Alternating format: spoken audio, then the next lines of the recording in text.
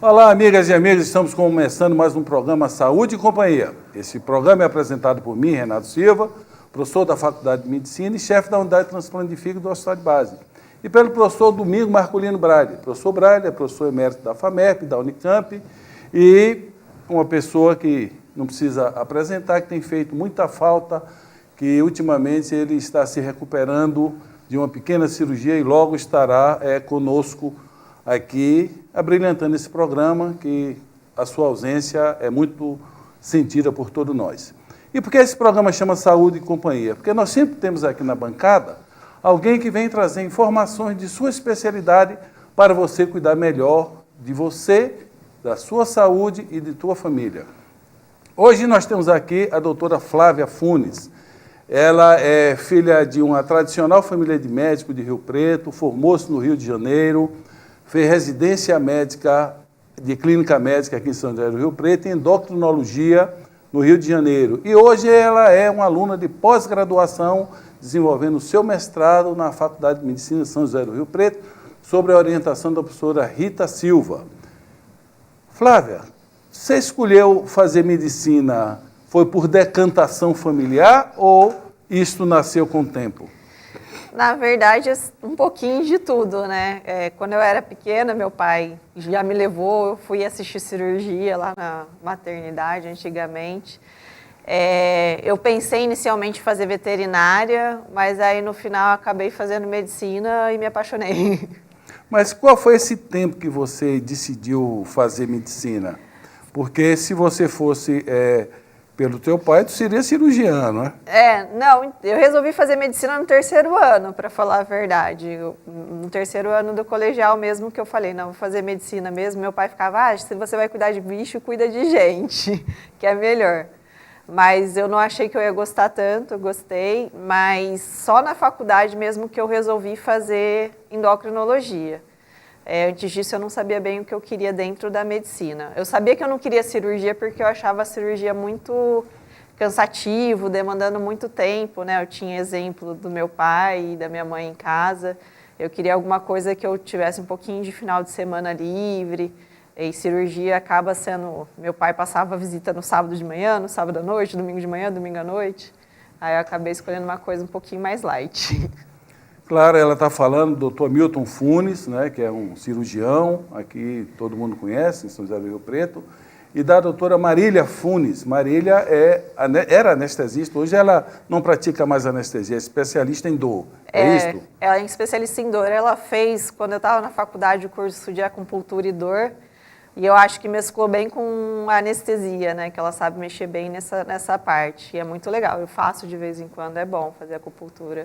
Vocês têm quantos médicos na família? Filhos? Vocês são quantos irmãos? Eu tenho 3 irmãs, 2 são médicas, aí tem meus primos, né, que de cada irmã do meu pai são 3 médicos, de cada um 3 de um, 3 de outro, mais 6 primos médicos. Minhas 2 tias são médicas, o marido da minha tia Regina é médico também, e o falecido marido da minha tia Marisa também era médico. Fora os teus avós? Fora os meus avós, meu avô e minha avó, que foi a primeira ginecologista mulher, né, a primeira médica mulher de Rio Preto. Fala um pouco, você é uma esportista, né? Antes da gente falar mais de medicina, você é um esportista. Quando você se despertou para o esporte? Porque, salvo engano, você é maratonista, ou é triatleta, você já correu fora do país. Fala um pouco dessa atividade esportiva tua. Então, eu comecei a nadar quando eu era criança, e aí eu acho que foi onde despertou mais meu interesse, né? Eu nadei até os 17 anos de idade, antes de eu mudar de Rio Preto. E quando eu mudei e comecei a fazer faculdade, eu comecei a correr, que era o que tinha mais fácil, né? Correr, você corre em qualquer lugar. Não tinha tempo também, o tempo que sobrasse? O tempo que sobrava, eu ia na praia e dava uma corridinha. Eu morava no Rio de Janeiro. E aí, quando eu voltei para Rio Preto, definitivo, eu acabei fazendo triatlo. Mas eu sempre gostei de esporte, eu sempre gostei de nunca conseguir ficar parada. E eu acho que o fato dos meus pais terem me colocado cedinho assim no esporte que deu mais esse amor. Explica aí o que é triatlo. O triatlon, na verdade, são 3 em 1, né? Então, a gente nada, pedala e corre. E aí tem várias distâncias. Você tem a distância, o sprint, que é mais rápido, né? Até o Ironman, que é o maior de todos. Tem Ultraman hoje em dia, mas é 3 dias de prova, né? Mas num dia o Ironman é o maior de todos, que você nada 3.800 metros, pedala 180 quilômetros e corre uma maratona depois. É sempre nessa sequência, começa sempre com a natação? Começa sempre com a natação. Começa sempre com a natação pelo seguinte, eles sabem o que tem mais risco à vida, né? O mais fácil é você se afogar. Então, você começa com o que tem mais risco, que você vai estar descansado, e aí depois você sai para pedalar e correr. Você não tem risco de acontecer alguma coisa depois. Mas tem o índice de mortalidade nesse esporte, porque ele exige muito, né? Muito preparo. Existe algum... Tem alguns... Em maratona eu já vi gente passando mal, dependendo do calor, não sei o que. Tem histórico de, às vezes, algum infartar, mas eu acho que não é muito alto, não. Acho que a pessoa é bem saudável. Teve, ano passado... Não, no início desse ano, no Rio Triatlon, teve uma pessoa que se afogou. Dentro do Rio Triatlon, ele se afogou, mas era uma pessoa que não tinha experiência em natação. E até depois falaram, nas reportagens saiu, que ele tinha sido recomendado a não fazer a prova, porque ele tinha pânico no mar. Mas essa organização, não existe uma obrigatoriedade. Qualquer clube que você vai, você tem que ter um atestado médico para entrar na piscina. E quem vai para uma prova dessa não é obrigado a ter um atestado médico? Ou a pessoa simplesmente se inscreve e vai? Para você estar fazendo esporte, né, para fazer academia, para fazer o esporte, eles exigem, o seu treinador normalmente exige, né, mas as provas não exigem um atestado médico, não. Você assina, né, você se assina como responsável. Que você está sabendo que é uma prova que você pode ter risco de vida, e se acontecer alguma coisa, você é o responsável. Algumas maratonas fora do país exigem atestado médico. Eu sei que a maratona de Paris tem que ter o atestado anexado. Anexado no momento da inscrição. No momento da inscrição você tem que ter o atestado médico para poder fazer a prova. Mas não são todos. Mas no caso desse atleta em específico, não é que ele não tinha aptidão física. Ele tinha pânico para nadar. E provavelmente ele deve ter tido pânico em alto mar, e são várias pessoas, por mais que você tenha, né? Não devem ter visto a hora que ele se afogou. Porque aí você falou do risco maior, claro, você está no mar, mas também o índice de morte por acidente de bicicleta também não é desprezível, né? Não, a bicicleta tem bastante acidente. Cada vez mais, como aumentou o número de ciclistas em Rio Preto, a gente acaba sabendo de gente, principalmente carro, que bate em bicicleta ou queda, né? Não é desprezível, por isso que é o segundo esporte, inclusive, porque também tem risco de você cair, prova com chuva. Mas eu não vejo muito em prova isso acontecer. A gente vê o pessoal cair, ficar ralado, mas machucar sério mesmo eu vi algumas vezes. Tem aqui coisa, mas existe, o risco existe. A pessoa tem que estar ciente que tem mesmo esse risco. Bem, eu já caí, já. Já caí, mas você vai contar, nós vamos agora para um pequeno intervalo, depois você vai falar um pouco de sua queda, antes de nós entrarmos no assunto de tua tese, na tua especialidade, e também falar um pouco, acho que você disputou um Ironman fora do Brasil. Mas nós vamos para um pequeno intervalo, voltamos, por favor, não mude de canal.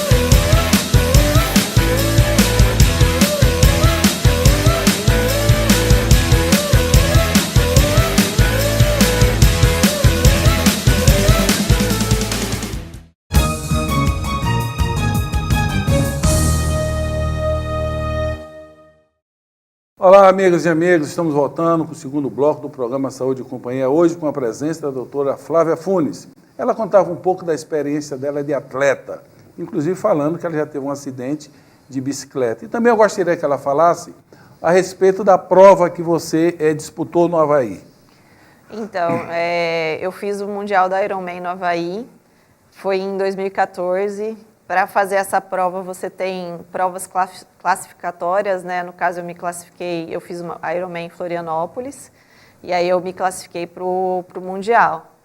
E lá é outra sensação, né? Você está numa prova... As distâncias na classificação são as mesmas? São as mesmas. A 3.800 de natação, 180 de bike e a maratona depois, 42 quilômetros de corrida. E é assim, né? Outro mundo. Lá parece que você respira o esporte, né? Respira o triatlo. Você sai para pedalar, para treinar na rodovia. Aí tem um monte de plaquinha, Ironman treinando, os carros te respeitando, né? Que é uma coisa que a gente tem pouco aqui no Brasil, a gente sofre um pouco com isso. A paisagem muito bonita, né? De um lado tem o vulcão, do outro lado tem o mar. E a prova, uma energia muito boa. É muito legal. Muito bem organizada. Muito bem organizada. Qual foi a tua classificação nessa prova? No Havaí, se não me engano, eu fiquei 38 da categoria, alguma coisa, não, foi mais que isso, 38 foi do Brasil, dos brasileiros. Da categoria eu não lembro muito bem como foi minha classificação. Eu sofri, lá venta muito, então minha bicicleta, né, eu tinha feito 5 horas e 40 de bicicleta no Brasil, eu cheguei lá, fiz 1 hora a mais, eu sofri bastante, mas foi bem legal. Nós sabemos hoje que um dos grandes problemas de saúde é a obesidade, não é? E você, como endocrinologista e esportista, você consegue passar isso para seus doentes, a necessidade do esporte? Olha, a gente tenta. Eu tento frisar muito. Eu tenho até meu troféu do Ironman, que eu fiquei em 2º lugar em 2014, eu deixo lá no coisa. Meus outros troféus de triatlo eu deixo no consultório para meio que dar uma demonstrada. Mas tem sempre, vamos fazer atividade física, não tem tempo, tem filho, tem trabalho, eu chego tarde, eu chego cansada, mas a gente tenta ficar reforçando toda vez, vamos fazer caminhada, vamos fazer isso, tenta achar uma coisa que você gosta, faz uma aula de dança e demonstrar que tem jeito de fazer, né? Porque eu não tenho filho, né? Eu tenho um namorado, como dizem por aí. E eu acordo 6 horas da manhã, vou na academia, já direto para o trabalho. Na hora do almoço, quando dá, eu nado e à noite eu treino. Então, assim, e tem que estudar também, né? Então tem todo meia-noite às 4 da manhã estudar. E aí a gente tem que estudar. Então eu tento mostrar que tem como colocar pelo menos uns 30 minutos, uns 40 minutos de atividade física. Tem que querer. Não precisa também ser um Ironman, não é? Qual seria o mínimo de exercício que você imagina que seria importante para alguém desenvolver, melhorar a tua atividade física, perder peso? O recomendado é de 150 a 250 minutos por semana, em termos de melhora de função cardiovascular, melhora de glicemia para quem tem diabetes, né? Então, assim, ou meia hora todo dia, ou 50 minutos 3 a 4 vezes por semana. Mas tem que frisar que tem que ser tipo assim, segunda, quarta e sexta. Se você fizer segunda, terça e quarta, e depois ficar todos os outros dias sem fazer, você perde o benefício da atividade física. Você não pode ficar mais de 3 dias. 3 vezes por semana, não é muito pouco? O ideal é todo dia, mas no mínimo 3 vezes por semana. É porque tem gente que tem o sinal de Antônio Fagundes positivo. Um dia eu li uma entrevista de Antônio Fagundes, que ele disse que quando ele tem vontade de fazer exercício, ele corre, deita e dorme, até passar vontade.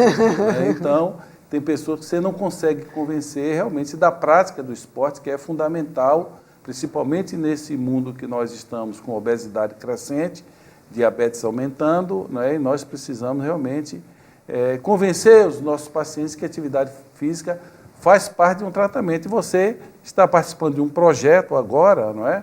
Com esse ambulatório da esteatose. Fala um pouco do projeto de vocês lá na faculdade.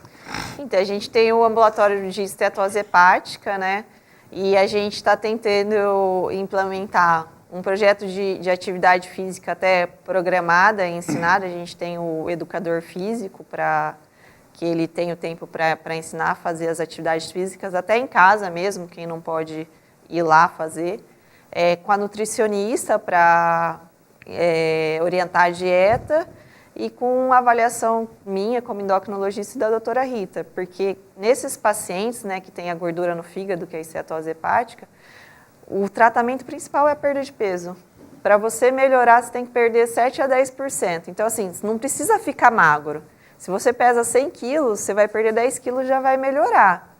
Então, tem que ter... E é em um ano, assim, não é uma coisa, preciso perder 10 quilos pro mês que vem. Em um ano você tem que perder isso daí, você tem que ir melhorando sua dieta. E a atividade física é essencial. Quer dizer, na realidade, a população quer o imediatismo. A barriga não veio de uma hora para outra. Veio com anos. E você quer perder de uma rapidez muito grande, que não é saudável. Agora, esse ambulatório é um ambulatório muito interessante que tem no hospital de base. Imagine que esse doente do SUS ele tem acesso a hepatologista, ou seja, o médico do fígado, tem endocrinologista, tem um terapeuta, um fisioterapeuta, né, que acho que ele defendeu o doutorado dele agora. O educador físico. O educador físico. O Vinícius. O Vinícius defendeu o doutorado dele agora nessa atividade. Quer dizer, tem um ambulatório muito bem montado, inclusive já discuti que esse modelo, ele precisa sair do hospital de base também, ele tem que ir para a rede, não é? Porque o hospital de base, de qualquer jeito, o acesso é um hospital terciário, não é? O acesso é realmente para pacientes com doenças mais graves. Mas nós vamos fazer um pequeno intervalo, depois eu gostaria que você falasse especificamente do teu projeto de mestrado que deve se concluir agora, neste ano. Nós vamos para um pequeno intervalo, por favor, não mude de canal.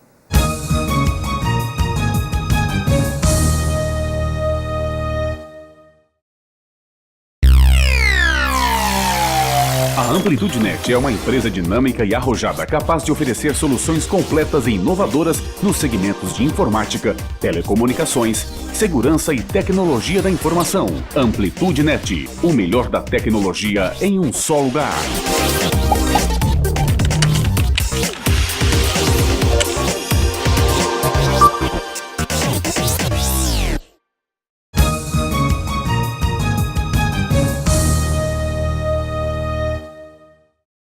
Olá, amigas e amigos, estamos voltando com o último bloco do programa Saúde e Companhia, hoje com a presença da médica endocrinologista Flávia Funes. E ela agora está concluindo o seu mestrado e eu gostaria que ela explicasse um pouco qual foi a pesquisa que você fez dentro da endocrinologia e dentro da hepatologia. Na verdade, assim, a gente estava procurando uma droga que fosse acessível para quem tivesse a gordura no fígado, a estetose hepática, a estatohepatite não alcoólica, para poder passar para esses pacientes do SUS para ter acesso. Então, hoje em dia, a gente não tem muito tratamento para esteatose hepática, para estatohepatite. A gente tem duas drogas que não melhoram a fibrose, né, que é quando já chega perto da cirrose, que é um risco que existe nesses pacientes, que é a vitamina E e a pioglitazona. E a gente tem na rede a metformina, que é uma... tem artigos que falam que melhoram, tem artigos que falam que não. E a gente estudou a N-acetilcisteína, que é um antioxidante. Então, num período de 2 anos, a gente teve 12 pacientes que fizeram esse acompanhamento e a gente fez um exame que é uma biópsia do fígado para ver se teve melhora do processo inflamatório, para ver se tanto a N-acetilcisteína e a metformina são eficazes para a gente poder começar a tratar os pacientes daqui. Qual foi a dose de metformina que vocês usaram? Era padronizado ou dependia da tolerância do paciente? Não, a gente padronizou 1,5 gramas, e aí os pacientes que não tiveram tolerância à metformina, a gente tirou. E a N-acetilcisteína, 1.200 miligramas. 1.200. Por quanto tempo? 2 anos. 2 anos. E quais foram esses resultados que vocês tiveram? Qual é a tua perspectiva? Que a longo prazo melhora alguma coisa? Aparentemente melhora. Pelo que a gente está vendo de resultado preliminar, tem uma melhora de resultado. Esses pacientes, no início do estudo, também foram acompanhados com uma dieta mais específica, de baixa caloria, tiveram orientação de atividade física, né? E aparentemente a gente teve melhora. Essa melhora vocês observaram na biópsia? A gente utilizou a biópsia, ultrassom e exame de sangue. Exame de sangue. Tá. Flávia, para quem está nos assistindo agora, qual é a recomendação que você diria, passaria para a população, para você começar a pensar e fazer o diagnóstico precoce do diabetes? Quem seriam esses pacientes que deveriam investigar o diabetes? Todo paciente que tem história familiar de diabetes, isso é muito importante, porque o diabetes tipo 2 ele tem uma genética muito forte. Pacientes que estão acima do peso, e no caso que tem história familiar de obesidade também, inclusive as crianças, às vezes a gente mede, tem alguma alteração, hoje em dia a gente tem diabetes tipo 2 em adolescente, então também tem que ficar de olho. E pacientes que têm sintomas, e os sintomas são quem faz muito xixi, quem acorda à noite para fazer xixi, se você está tendo um emagrecimento sem mudar a sua dieta, então esses pacientes também têm que ver a glicemia. Aí já seria o diabetes mais avançado. Isso, já seria já quando abrir o quadro de diabetes. Mas todo paciente que tem história familiar de diabetes, está acima do peso, é sedentário, procura o médico e vai fazer exame. E quando é que vocês indicam fazer a glicemia? Vocês dão muito valor ao Roma? Vocês são endocrinologista ou não? Eu costumo fazer o Roma, né, a glicemia com a insulina, e eu faço também a hemoglobina glicada. A hemoglobina glicada é um outro exame que a gente vê a glicemia nos últimos 3 meses. E ela já é aceita como diagnóstico de intolerância à glicose e diabetes, tem os valores. Mas eu sempre, quando eu vejo alguma alteração, eu peço a curva glicêmica. Porque a primeira alteração do diabetes é depois que come. E resistência à insulina é igual a metformina, ou não? Depende muito do paciente. Eu converso bastante, porque assim, se ele mudar o estilo de vida dele, conseguir fazer dieta, atividade física, perder peso, a gente tem um acompanhamento de 6 meses para ver se o paciente melhora e se os exames melhoram. Aí você consegue deixar sem droga. Mas se o paciente não adere às mudanças de estilo de vida e o risco para evoluir para o diabetes, a gente acaba entrando com a metformina, ainda é a primeira escolha. Embora hoje em dia a gente já tenha algumas opções, está tendo o ADA essa semana, que é o Congresso Internacional de Endocrinologia, e está mudando o guideline do diabetes, de intolerância. Então, tem outras opções agora. O que a doutora Flávia está falando aqui é muito importante, né? Imagina o seguinte, o doente, quando ele vai fazer uma glicemia, a primeira coisa, a tendência dele é o auto-engano. Então, ele faz uma dieta, ele não come doce, aí vai dose a glicemia está normal. Né? Então, a hemoglobina glicada, não dá para você fazer esse auto-engano, que ela mede essa glicemia nos últimos 3 meses.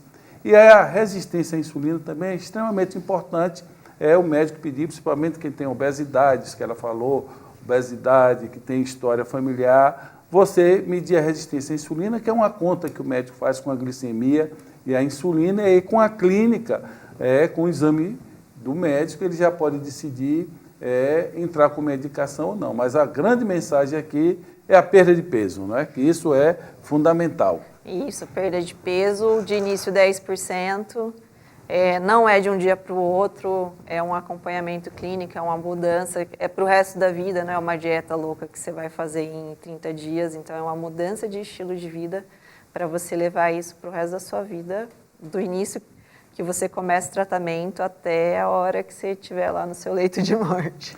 E a caminhada é extremamente importante. Se ele caminhar 1 hora por dia, no longo prazo seria importante para ele perder esses 10%. Sim, pode ser a caminhada, e aliás, isso é importante também, não é o passeio, é a caminhada, né? Você não vai, se você não tiver ofegante durante a atividade física não está fazendo efeito, né? É uma atividade física que você fique cansado. A caminhada é muito importante para quem tem limitação com caminhada, tem gente que tem problema de joelho, artrite, hidroginástica é outra atividade física que também é boa. Bicicleta também pode ser uma atividade física, não precisa ser bicicleta na rua, quem tem medo pode ser ergométrica. Na verdade, assim, quem não gosta, tem muita gente que não gosta de caminhar, mas pode procurar dança. Hoje em dia a zumba, tem bastante paciente que acaba indo para a zumba.